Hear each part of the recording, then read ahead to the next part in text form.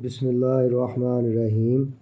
سامعین کرام، آج ہم آپ کی خدمت میں نبی کریم صلی اللہ علیہ وآلہ وسلم کی ہجرت کا واقعہ بزبان سیدنا ابو بکر صدیق رضی اللہ تعالیٰ عنہ پیش کریں گے۔ حضرت براء بن عازب رضی اللہ تعالیٰ عنہ سے مروی ہے کہ ایک مرتبہ سیدنا ابو بکر صدیق رضی اللہ تعالیٰ عنہ نے میرے والد حضرت عازب رضی اللہ تعالیٰ عنہ سے 13 درہم کے عوض ایک زین خریدی اور میرے والد سے فرمایا کہ اپنے بیٹے براء سے کہہ دیجئے کہ وہ اسے اٹھا کر میرے گھر تک پہنچا دے۔ انہوں نے کہا کہ پہلے آپ وہ واقعہ سنائیے جب نبی صلی اللہ علیہ وآلہ وسلم نے مکہ مکرمہ سے ہجرت کی اور آپ بھی ان کے ہمراہ تھے۔ حضرت ابو بکر صدیق رضی اللہ تعالیٰ عنہ نے فرمایا کہ شب ہجرت ہم لوگ رات کی تاریکی میں نکلے اور سارا دن اور ساری رات تیزی سے سفر کرتے رہے،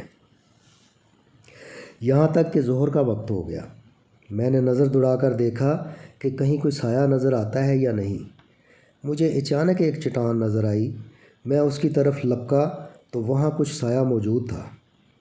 میں نے وہ جگہ برابر کی اور نبی صلی اللہ علیہ وآلہ وسلم کے بیٹھنے کے لیے اپنی پوستین بچھا دی اور نبی صلی اللہ علیہ وآلہ وسلم سے آ کر عرض کیا، یا رسول اللہ، کچھ دیر آرام فرما لیجئے۔ چنانچہ نبی صلی اللہ علیہ وآلہ وسلم لیٹ گئے۔ ادھر میں یہ جائزہ لینے کے لیے نکلا کہ کہیں کوئی جاسوس ہو تو دکھائی نہیں دے رہا۔ اچانک مجھے بکریوں کا ایک چرواہا مل گیا۔ میں نے اس سے پوچھا کہ تم کس کے ہو؟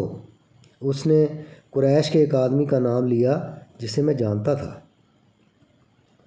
میں نے اس سے کہا کہ کیا تمہاری بکریوں میں دودھ ہے؟ اس نے اس بات میں جواب دیا۔ میں نے اسے دودھ دو کر دینے کی فرمائش کی تو اس نے اس کا بھی مثبت جواب دیا اور میرے کہنے پر اس نے ایک بکری کو قابو کر لیا۔ پھر میں نے اسے بکری کے تھن پر سے غبار صاف کرنے کو کہا جو اس نے کر دیا۔ پھر میں نے اسے اپنے ہاتھ جھاڑنے کو کہا تاکہ وہ گرد و غبار دور ہو جائے۔ چنانچہ اس نے اپنے ہاتھ بھی جھاڑ لیے۔ اس وقت میرے پاس ایک برتن تھا جس کے منہ پر چھوٹا سا کپڑا لپٹا ہوا تھا۔ اس برتن میں اس نے تھوڑا سا دودھ دوہا اور میں نے اس پر پانی چھڑک دیا تاکہ برتن نیچے سے ٹھنڈا ہو جائے۔ اس کے بعد میں نبی صلی اللہ علیہ وآلہ وسلم کی خدمت میں حاضر ہوا۔ جب میں وہاں پہنچا تو نبی صلی اللہ علیہ وآلہ وسلم بیدار ہو چکے تھے۔ میں نے نبی صلی اللہ علیہ وآلہ وسلم سے وہ دودھ نوش فرمانے کی درخواست کی جسے نبی صلی اللہ علیہ وآلہ وسلم نے قبول کر لیا اور اتنا دودھ پیا کہ میں مطمئن اور خوش ہو گیا۔ اس کے بعد نبی صلی اللہ علیہ وآلہ وسلم سے پوچھا کہ کیا اب روانگی کا وقت آ گیا ہے اور اب ہمیں چلنا چاہیے؟ نبی صلی اللہ علیہ وآلہ وسلم کے ایما پر ہم وہاں سے روانہ ہو گئے۔ پوری قوم ہماری تلاش میں تھی، لیکن سراقہ بن مالک بن جاسم کے علاوہ جو اپنے گھوڑے پر سوار تھا ہمیں کوئی نہ پا سکا۔ سراقہ کو دیکھ کر میں نے نبی صلی اللہ علیہ وآلہ وسلم سے عرض کیا، یا رسول اللہ، یہ جاسوس ہم تک پہنچ گیا ہے، اب کیا ہوگا؟ نبی صلی اللہ علیہ وآلہ وسلم نے فرمایا، آپ غمگین اور دل برداشتہ نہ ہوں، اللہ ہمارے ساتھ ہے۔ ادھر وہ ہمارے اور قریب آ گیا اور ہمارے اور اس کے درمیان 3 نیزوں کے بقدر فاصلہ رہ گیا۔ میں نے پھر عرض کیا کہ یا رسول اللہ، یہ تو ہمارے قریب پہنچ گیا ہے، اور یہ کہہ کر میں رو پڑا۔ نبی صلی اللہ علیہ وآلہ وسلم نے مجھ سے رونے کی وجہ پوچھی تو میں نے عرض کیا، بخدا میں اپنے لیے نہیں رویا، میں تو آپ کے لیے رو رہا ہوں کہ آپ کو پکڑ لیا گیا تو یہ نہ جانے کیا سلوک کریں گے۔ اس پر نبی صلی اللہ علیہ وآلہ وسلم نے سراقہ کے لیے بد دعا فرمائی کہ اے اللہ، تو جس طرح چاہے اس سے ہماری کفایت اور حفاظت فرما۔ اسی وقت اس کے گھوڑے کے پاؤں پیٹ تک زمین میں دھنس گئے، حالانکہ وہ زمین انتہائی سپوٹ اور سخت تھی، اور سراقہ اس سے نیچے گر پڑا اور کہنے لگا، اے محمد صلی اللہ علیہ وآلہ وسلم، میں جانتا ہوں کہ یہ آپ کا کوئی عمل ہے، آپ اللہ سے دعا کر دیجئے کہ وہ مجھے اس مصیبت سے نجات دے دے۔ میں خدا کی قسم کھا کر کہتا ہوں کہ آپ کی تلاش میں اپنے پیچھے آنے والے تمام لوگوں پر آپ کو مخفی رکھوں گا اور کسی کو آپ کی خبر نہ ہونے دوں گا۔ نیز یہ میرا ترکش ہے، اس میں سے ایک تیر بطور نشانی کے آپ لے لیجئے، فلاں فلاں مقام پر آپ کا گزر میرے اونٹوں اور بکریوں پر ہوگا، آپ کو ان میں سے جس کی جتنی ضرورت ہو آپ لے لیجئے گا۔ نبی صلی اللہ علیہ وآلہ وسلم نے فرمایا مجھے اس کی کوئی ضرورت نہیں۔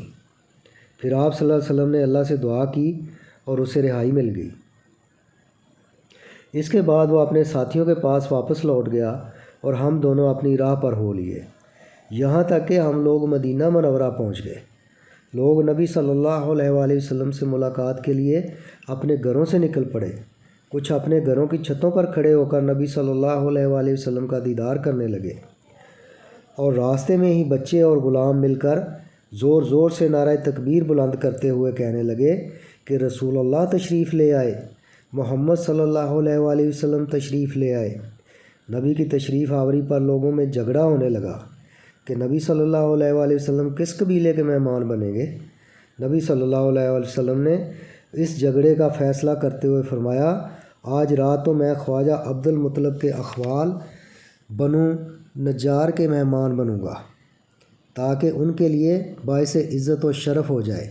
چنانچہ ایسا ہی ہوا، اور جب صبح ہوئی تو آپ صلی اللہ علیہ وآلہ وسلم وہاں تشریف لے گئے جہاں کا آپ صلی اللہ علیہ وآلہ وسلم کو حکم ملا۔ حضرت براء بن عازب رضی اللہ تعالیٰ عنہ فرماتے ہیں کہ مہاجرین میں سے ہمارے یہاں سب سے پہلے مصعب بن عمیر رضی اللہ تعالیٰ عنہ، جن کا تعلق بنو عبد الدار سے تھا، تشریف لائے تھے۔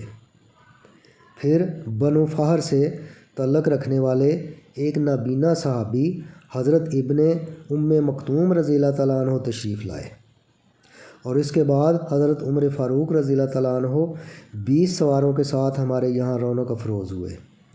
جب حضرت عمر فاروق رضی اللہ تعالیٰ عنہ آئے تو ہم نے ان سے پوچھا کہ نبی صلی اللہ علیہ وآلہ وسلم کا کیا ارادہ ہے؟ انہوں نے بتایا کہ وہ بھی میرے پیچھے پیچھے آ رہے ہیں۔ چنانچہ کچھ ہی عرصے کے بعد نبی صلی اللہ علیہ وآلہ وسلم بھی مدینہ منورہ میں جلوہ افروز ہو گئے، اور حضرت ابو بکر صدیق رضی اللہ تعالیٰ عنہ بھی ساتھ آئے۔ حضرت براء رضی اللہ تعالیٰ عنہ یہ بھی فرماتے ہیں کہ نبی صلی اللہ علیہ وآلہ وسلم کی تشریف آوری سے قبل ہی میں نے مفصلات کی متعدد صورتیں پڑھ اور یاد کر چکا تھا۔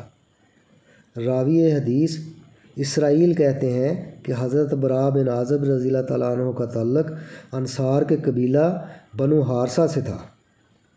مسند احمد حدیث نمبر 3